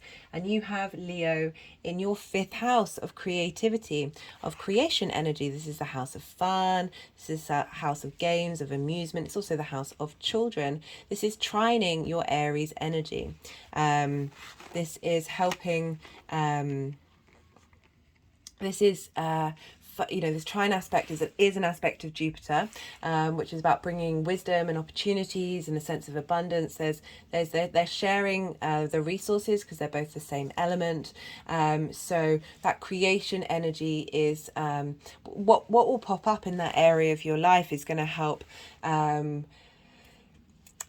give a little more understanding perhaps of what blockages there are in your creative area of life, perhaps because we're dealing with a 12th house transit. It's about revealing that which is hidden. So I feel that what comes up in that Leo part of your chart are messengers are helping you understand what it is that needs to have a light shone upon. So I think the cards, they're done moving them around, which is nice. Some of the other readings, they were not so helpful. So we have for the sun moving through Aquarius, and the general energy preceding this of feeling weighted down, of having a lot of burdens, putting in a lot of hard work. But you're at the end of the journey. 10 of Wands is a completion. It's the end of the deck. Sorry, that word always forgets me. The suit? No. Anyway, it's the end of the wands. There isn't an 11th wand card. This is about your hopes, your dreams, your passions, your motivations. This is Saturn's been going through Aquarius. You may have felt that you've been having to take on more responsibility, perhaps in the bigger communities that you interact with or groups that you're a part of that have been weighing you down, maybe taking on other people's worries, other people's frustrations, but also doing a lot of hard work. Maybe you've been if you've been working either on your hopes and your dreams and really trying to make those manifest and putting in the hard work and dedication to do that, or whatever groups that you're in, you may have taken on a lot of responsibility to accomplish what needed to be accomplished. Because if you look, there's a house in the background, and this figure is nearly at that house and nearly at the end of that journey. And I feel like the sun's journey through Aquarius is helping you shine a light on the fact that you may not have been aware that you've taken on all these burdens, and how much hard work you've done and how much you've achieved moving forward, and really highlighting that this is past. Saturn will be leaving that sign and moving into your 12th house, or Pisces. Saturn loves being in the 12th house, so that's a great sign for Saturn to move into. But I'm liking this completion energy coming through, because the other side of it, we've got the star, and this is for the sun moving through Pisces, and this is deep healing. This is the stillness after the tower. The star follows the tower energy. And I love this coming up for your 12th house on so many different levels. So the light of the sun is going to be moving through this space and bringing you. So this figure, she's not clothed. She is truly her authentic herself. There are no masks where she is. She is by herself in nature. And pouring water into this deep emotional healing.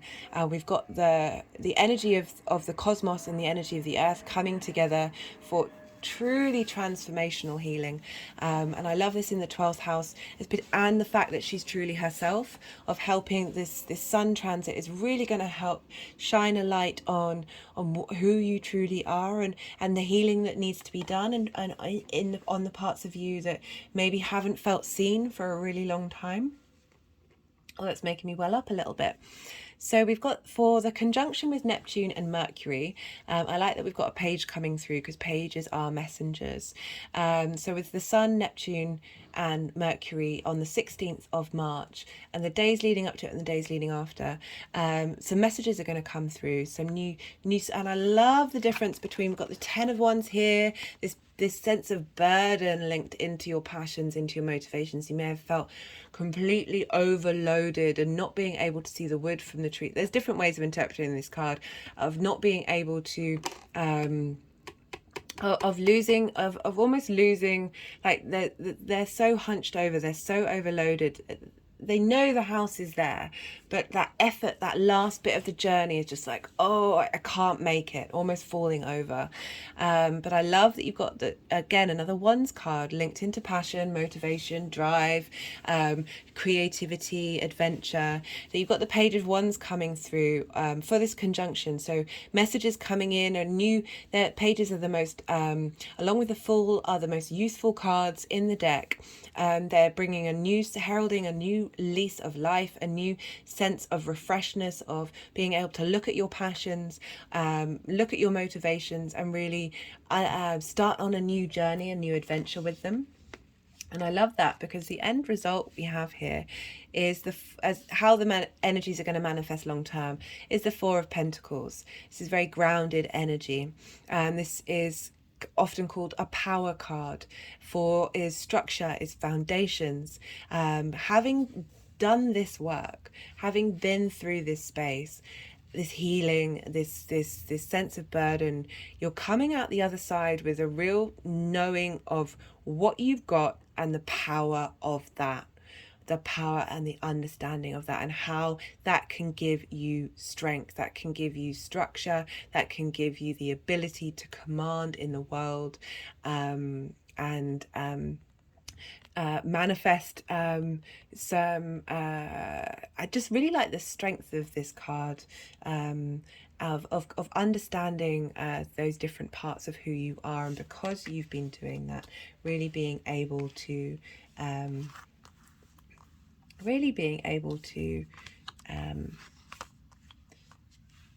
Be able to deal with the burdens. Sorry, I don't know if you can see that. I like that this is crossing it. Acknowledging that sometimes we do have to work really hard, and that's okay. That's part of the process. But I like that we've got the Four of Pentacles coming out, covering that, showing you've got this. You've totally got this. You've got that power. You've got that foundations. You've got that strength. You know what you're doing now. And those burdens aren't going to feel as heavy. Oh, just got an energetic release, as they used to. You're very capable of doing what it is that you need to be doing. I'm just going to pull a numerology card. So this card just fell out and I wasn't sure if it wanted it, but it was calling to me at the bottom of the deck. We've got the card of self-discipline. I really like this card. I like this card for this transit for you, Aries. This is yeah, this is tapping into that power, tapping into that 12th house energy of discovering and understanding yourself, integration, and then having self-mastery, because that's what self-discipline's about. And we've got Saturn moving into the 12th house, which is going to sort of reaffirm that, help you give some form to that, give some structure, and really help you do that deep dive. And the other end of it is that's great. I'm really, really liking that card for you, Aries. Right, I'm just going to pull a card from the First Light Tarot. You know, this Four of Pentacles, and this is self-discipline. This is keeping going, despite the fact that you've got so the Wheel of Fortune just fell out there. We've got spinning, fate, change, fortune. So a shift of gear, a real shift of gear. From that 10, I like that a lot. Also linked in, the Wheel of Fortune is linked into Jupiter, and we've got that Jupiter going through, so these are all working together, all these, the houses and all these energies are all working together to help facilitate deep healing, deep awareness of self, the ability to have the strength to, if you have burdens come up in your life, to be able to hold them. I'm not saying you're going to have them, but you know, everything changes, and those burdens aren't going to look the same way that they used to. You're going to be able to look at them in a different way, have a new sense of drive and motivation and inspiration to be able to tackle what's coming ahead, and a real grounded strength of power and responsibility, and being okay with that responsibility and harnessing that energy. I really like this for you, Aries. Yeah, be well until we meet again.